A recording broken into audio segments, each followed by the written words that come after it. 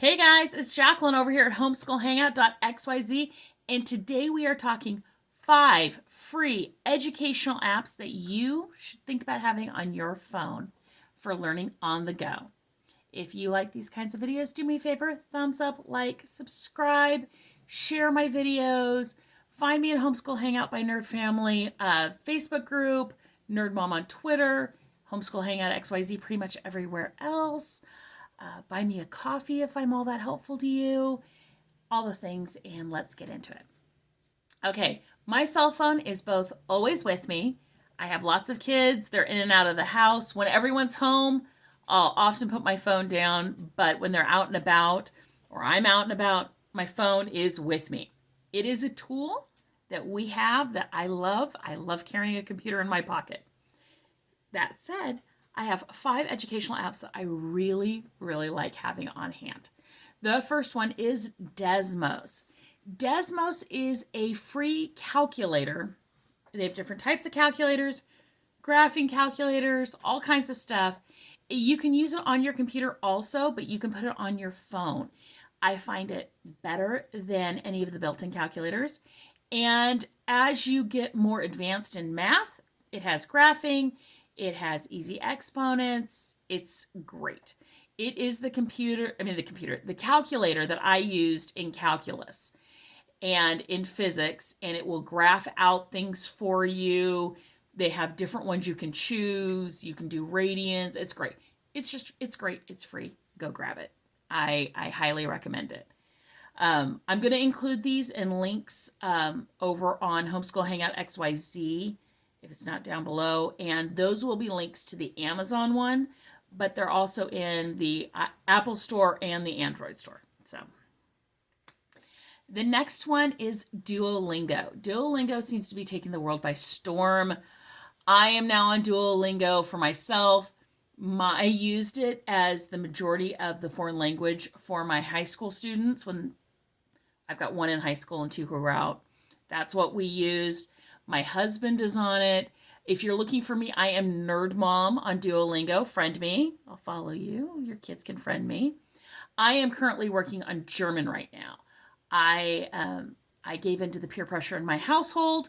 My kids and my husband are doing German. He did German in college. So for him, most of it's a refresher right now. But I'm really enjoying it. The format is super easy. You can make it as light as you want, as deep as you want. And I have 3-minute lessons, which means if I'm waiting in a car, I can do a 3-minute lesson. I like it. They have so many different languages too. So Duolingo, there is a paid version. I'm too cheap for that. I'm not committed enough to my foreign language to even consider it. So I use the free one and I love it. And it's amazing how many homeschool kids are all on Duolingo. I'm just saying. Okay, the next one is really good, especially if you have younger kids and you're more outdoorsy than my family is. And it is the Rock Identifier app. This is super cute. It does have a scan to identify, which is the main feature of it. So you're at the park. What kind of rock is this? Scan it. It gives you some options. It says, does it look like this? Does it do this? It's great. It has a metal detector feature to it. I haven't used it, but you calibrate it, and I don't know what to think. I don't know what to think about it. I'm not endorsing that at all, but it's interesting nonetheless. If you use the metal detector part, please report back. I want to know. I want to know how it does. But it also has articles about types of rock. It's got tips. It's got things on how to find great rocks. It also has a really great real versus fake section where you can kind of pick a type of stone and it'll tell you characteristics that fake ones often have that the real ones don't. It's really interesting. But that's great. That's something I wish I would have had when we did more park trips when my kids were younger. The next one is something that is, if you're a nerd, if you like history, if you find history boring, frankly, this is a great app too. It's good for everybody. These kinds of things are good for everybody. And it is called Historical Calendar. And what you do, it's kind of a Today in History app. You can look at it and based on today, it'll give you different tabs across the top. You can choose to look at the headlines, which I find interesting. I'm not a big headlines person in today's media. I don't need a historical headlines often.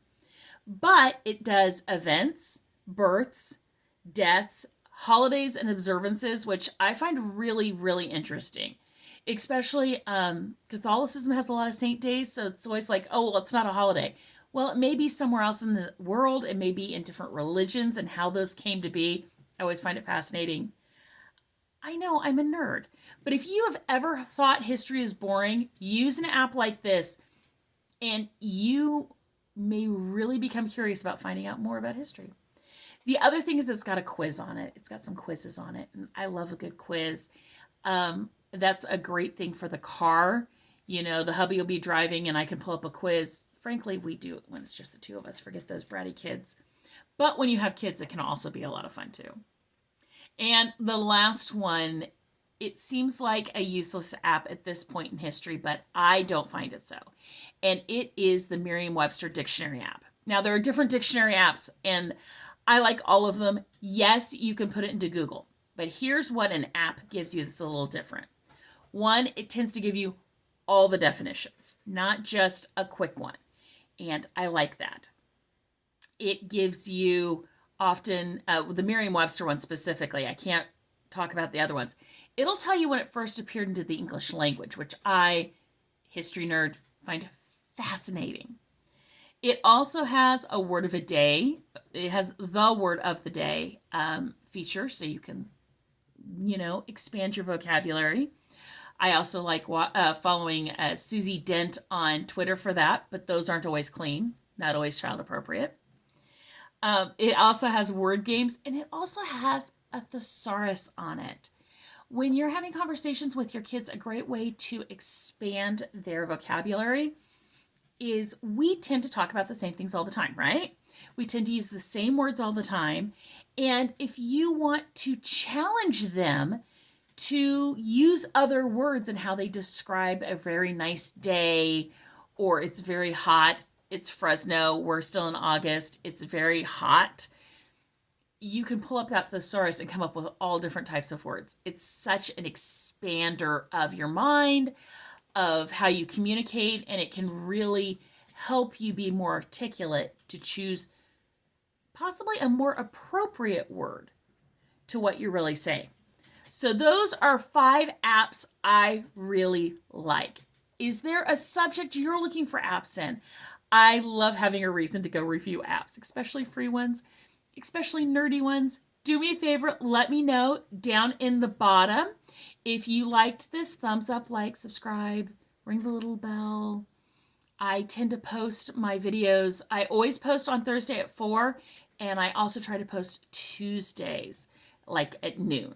That way you can, plan some viewing if you'd like. You can always buy me a coffee if you find me helpful. Tell me what else you want to know in this realm. I love this kind of stuff. I will talk to you guys later.